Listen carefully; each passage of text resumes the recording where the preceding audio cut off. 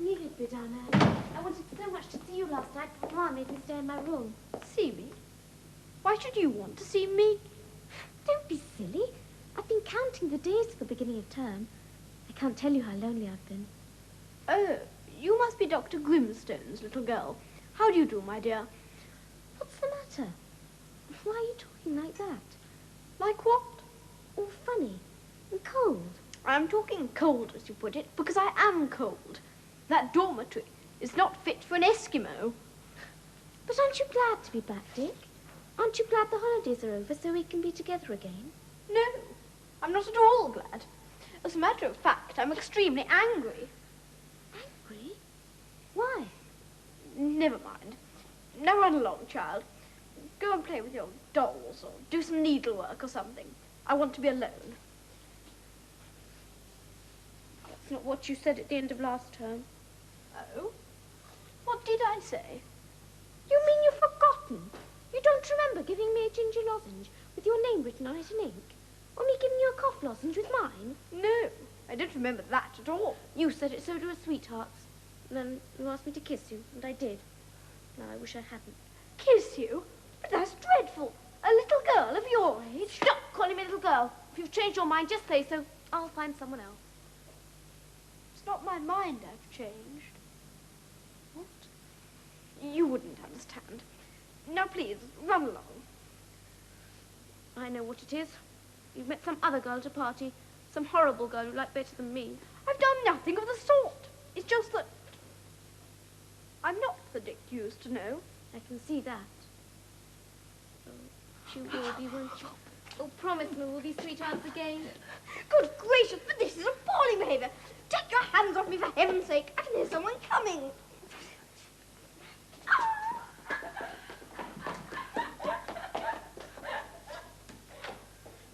What have you been doing to her? Nothing. Now, see here, young Bultitude. If you've been making a nuisance of yourself with Dulcie... On the contrary, it was she who was making herself a nuisance. How? By trying to spoon with me. With you? A little squirt from the second form? Don't be ridiculous. But it's true. She seemed to think I had some feeling for her. She certainly seemed to have some for me. I did my best to discourage her, needless to say. So that's what's been going on behind my back. That's why she wouldn't look at me. I beg your pardon? I've been sweet on Dulcie for some time now, and I couldn't understand why she wasn't sweet on me. And it turns out to be you who's been pestering her with your attentions. I have not been pestering her. I don't know what your name is, you impudent fellow. My name's Tipping, as you well know, you young beggar. And if I catch you with her again, or if I see her favouring you more than anyone else, I'll give you the juiciest licking you ever had in your life.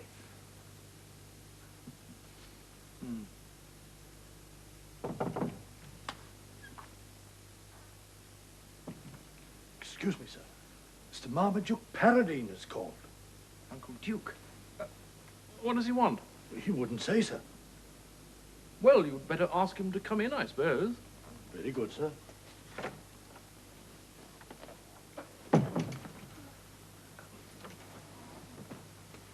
Mr. Paradine, sir.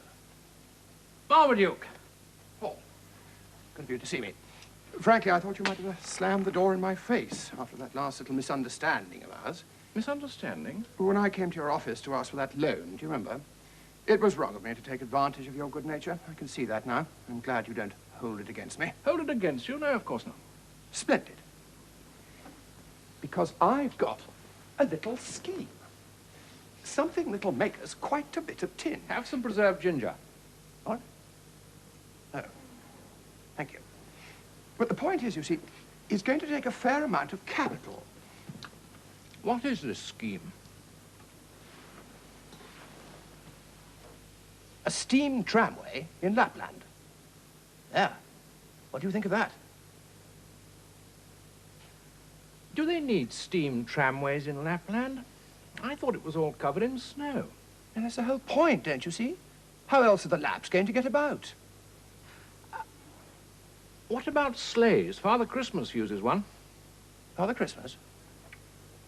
Oh, yes, I see. Ha ha. Father Christmas. Yes, that's very good. Seriously, Paul, a sleigh can only take 4 or 5 people, or half a dozen at the most. But think how many a tram could take. And you wouldn't have to change the reindeer every 20 miles. Yes. You're right. You know, I think it's a jolly good wheeze, Marmaduke. How much is it going to cost? 90,000. Your share would be 30. £30,000? I can't afford that. Well, of course you can. With the amount you made from the rise in cocoa last year, you wouldn't even miss it. Anyway, I should only need 10 immediately, just to get the thing started. Oh, £10. 10,000. Crikey, that's still a lot of money. No, it isn't. Not with a sound investment like this. Money back after the first 2 years, and a nice fat income for the rest of your life. And Dick's, too. Dick? Would it make him rich? Oh, absolutely. The dividends won't stop when you die. They'll just go on and on and on. All right. I'll talk to the chaps in the office.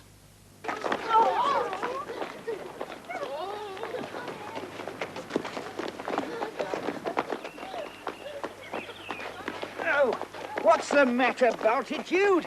You can run faster than that.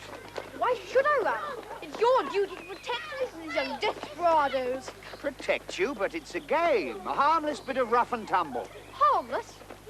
My dear sir, for a man of my delicate constitution, it is far from harmless. I must ask you to excuse me. Well, I can't do that. The doctor insists that every boy should participate. Now, you go and stand over there until one of your companions rescues you. Tell them not to bother. It's the only way I can have some peace. I prefer to remain a prisoner. All in! Mr. Blinkhorn, a word in your ear.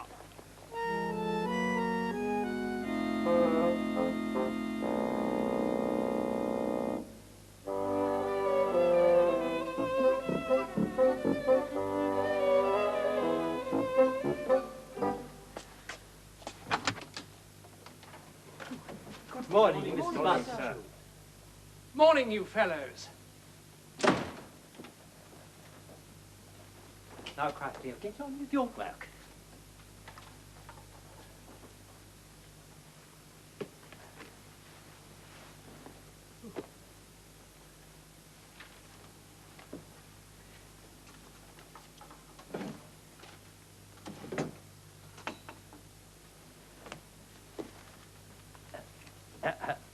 There are several matters requiring your immediate attention, sir. Now, Wallace advises us that the price of cane sugar is likely to double over the next year and inquires whether we wish to increase our commitment for the current I year. say, Sir? how much money have we got? Money, sir? Yes. Are we rich? I mean, could we afford 30,000? To build up our stock of cane sugar? Oh, yes, sir, we could run to that if you considered it a wise investment. No, it's not for cane sugar. It's for a brand new wheeze that a friend of mine has just come up with. May I inquire the nature of the wheeze? A steam tramway in Lapland. A steam tramway? In Lapland! Oh, keep it under your hat, won't you? We don't want anybody else to pinch the idea. Oh, but sir, we're colonial produce merchants. We know nothing about transportation. Oh, don't worry. This chum of mine knows all about it. Says it's going to make us a lot of tin. May I inquire his name, sir? Paradine. Marmaduke Paradine. He's the brother of my dear departed wife. Anyway, he's been all over the world, so he knows what's what. Oh, nevertheless, it's a speculative venture. And if we invest 30,000 in it, we shan't be able to take advantage of the cane sugar market. Oh, to hell with cane sugar. A steam tramway's much more exciting. Anyway, Marmaduke only needs 10,000 to be getting on with. Only 10,000? That's right. So rustle it up, would you? There's a good chap. I want to give it to him tonight.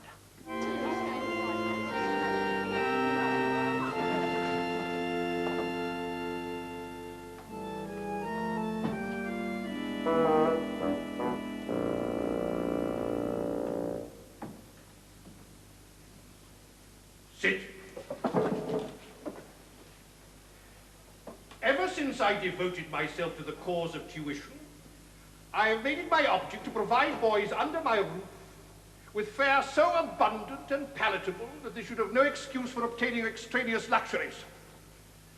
Confectionery, as every boy here well knows, is absolutely and unconditionally prohibited. And yet what do I find?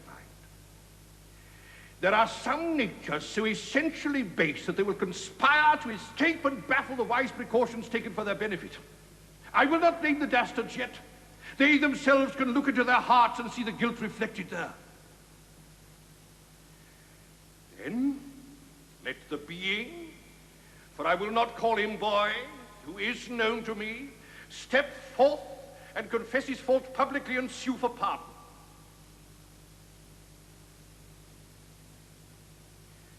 Very well, then, I must name him. Cornelius Coggs, stand up. Me, sir? Oh, please, sir, not me, sir. Yes, you, sir.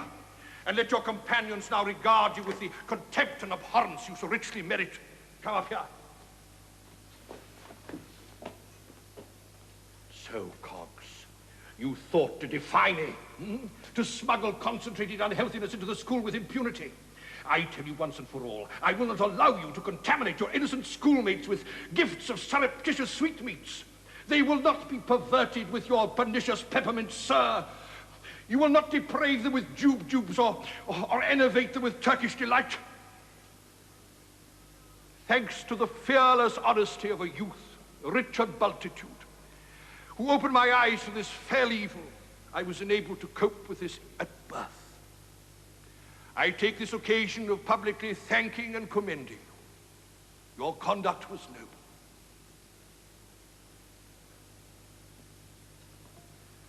And as for you, Coggs, the traitor shall have his reward. Bend down.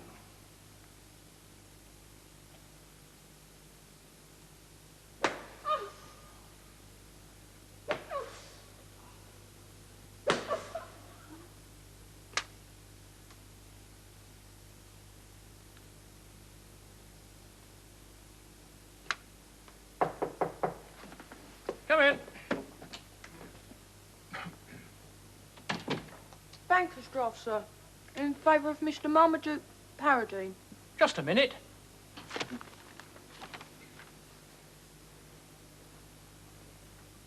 What's your name? Bob, sir. What are you chewing, Bob? Just a bit of toffee, sir. Toffee, eh? Yes, sir. I'm sorry, sir. It won't happen again. Good toffee, is it? The best, sir. I make it myself. Could you teach me Teach you what? how to make it? What do you need? Well, there's sugar, water, butter, treacle. Here's a sovereign. Go out and buy all the ingredients. Go to your dormitory.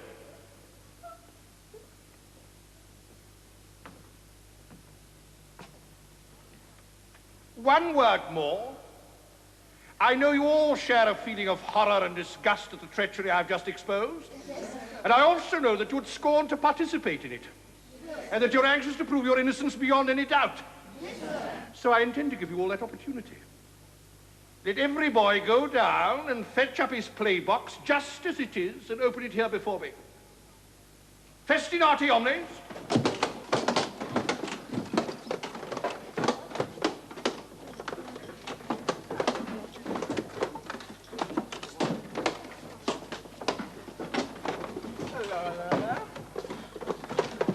I say, you fellows, go and have a look at this. Here's the miserable worm who sneaked on poor old Coggs for sucking peppermints. And all the time, his box is full of jam and butterscotch and ginger wine. Did you ever see such a humbug? Are you addressing me, sir? Yes, sir. Please, sir. I did venture to take the liberty, sir. Then confound your impudence.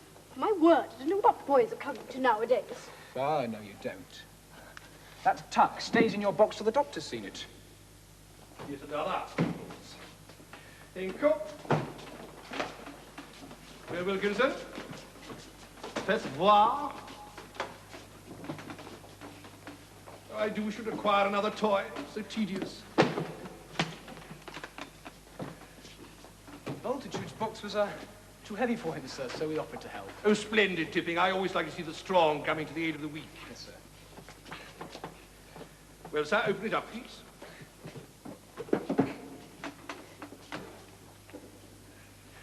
Well, young man, I don't expect to find anything amiss under your lid, hmm?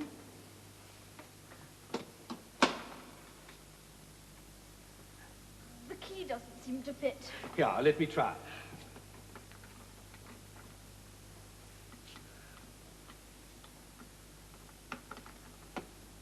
Voila. What's this? Have I nourished one more viper in my bosom? A crawling reptile which curries favour by denouncing the very crime it conceals in its play box. Multitude, I was not prepared for such duplicity as this. I swear, Doctor, I never touched such foodstuffs. They'd bring on my gout in half an hour. Gout at your age? Don't prevaricate with me, sir. But it's true. I had no idea these things were in the box. Then why were you so anxious to avoid opening it? No, your guilt is clear. Go to your dormitory and wait till I come to you.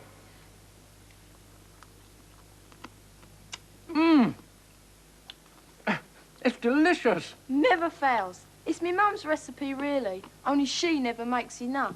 So whenever I'm flush, I have a go myself. Jolly good go it is, too. Oh. Come on. Let's try it on the clerks.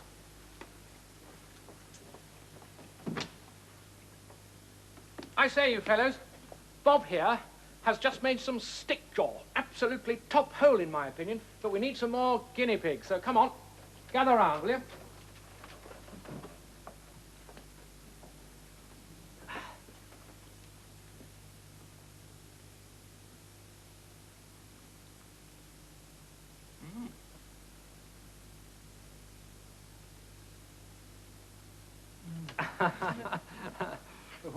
Oh, come on, old fellow. If you don't mind, sir, I'd rather not.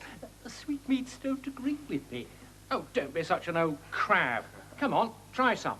I insist. Right, open wide. There now. What do you think? Absolutely spiffing, eh? I meant you no harm, my dear fellow. Take my word from it. No, please, let me be. What's this? Will one of you be good enough to explain this unseemly behavior? I sent you here to meditate on your sins, not to struggle like common rowdies. I should be most happy to meditate, sir, if this bloodthirsty young demon would allow me to do so. I want him bound over to keep the peace. I decline to be left alone with him. He's not safe. Is that so, Cogs? Are you mean and base enough to take this cowardly revenge on a boy who has the moral courage to expose your deceit, a boy who is unable to defend himself against you? He can fight when he chooses, sir. He blacked my eye last term. I assure you, Doctor, I have never blacked anyone's eye in my life. I have never been a pugnacious man, and now my age and position preclude me from indulging in such undignified... You've come back this term with a very curious way of talking, Multitude. Exceedingly curious. I hope you don't intend some disrespect by it. If you would allow me an opportunity to explain my position, sir, I would so disabuse you of that idea. I'm trying to assert my rights, Dr. Grimstone. My rights as a citizen and a householder. This is no place for me. I appeal to you as Let us understand one another, Multitude. You may think it an excellent joke to talk nonsense to me. But let me tell you, there is a point at which a joke becomes an insult. Now, I've spared you hitherto out of consideration for the feelings for your excellent father, who is so anxious that you should become an object of pride and credit to him. But if you dare to treat me to any more of this bombast about asserting your rights, you will force me to exercise one of mine, the right to inflict corporal punishment. And as for those illicit luxuries in your playbox, the fact that you did not try to hide them is in your favor. I am inclined, upon reflection, to overlook the matter if you can assure me on your honor that you did not know they were there. On the contrary, Doctor, I gave the strictest orders that there was to be no such useless extravagance. And I strongly object to go ransacking the larder in order to make a set of rascally boys ill at my expense. Very well, then. You may rejoin your class. You too, Cogs. It's extraordinary.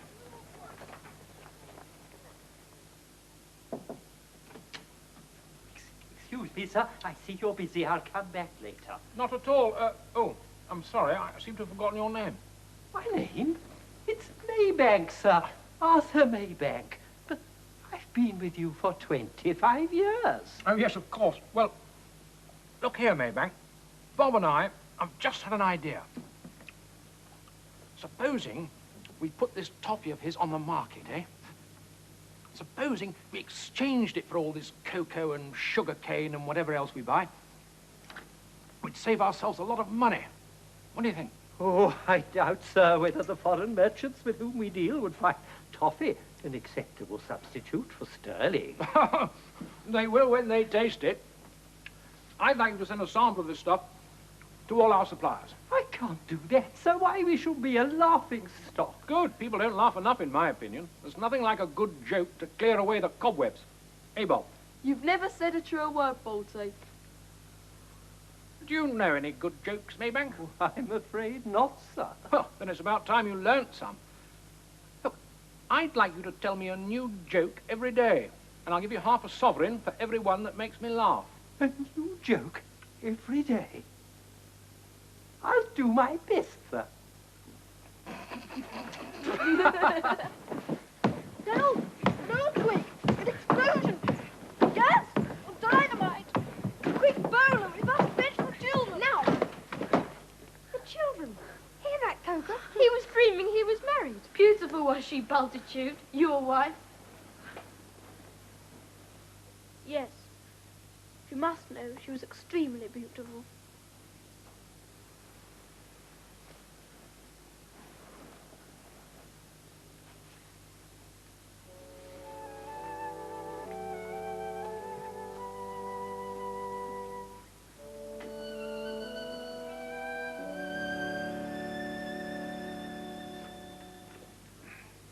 There we are, Marmaduke, 10,000 quid. It's uncommonly civil of you, Paul. I'll send you a receipt in a few days. Receipt? Well, I know how businesslike you are. Always want everything down in black and white. Oh, good Lord. We don't want to bother with documents, do we? They just clutter the place up. No, if you can't trust someone that you're doing business with, you shouldn't be doing business with them. Should you? Absolutely not. Not the brandy. Thank you. You know, Paul, you've changed. Huh? Yes, you're more, well, sprightly. There's a spring in your step and a glint in your eye. And I believe I know the reason. You do? Isn't that the Garuda stone? That bauble I brought back from India? Yes. Huh. You think that's the reason? Well, the scallywag who gave it to me said it had magic powers. What? No, you've finally recovered from the death of poor dear Maria, haven't you? You realize you can't go on mourning forever, and that's why you look so much younger. Yes. Yes, that must be the reason. Handsome woman, my sister. Damn handsome. Glad you got over it, though. She would have wanted you to forget her. Forget her? I shall never forget her. I just wish she was jolly well still alive, that's all.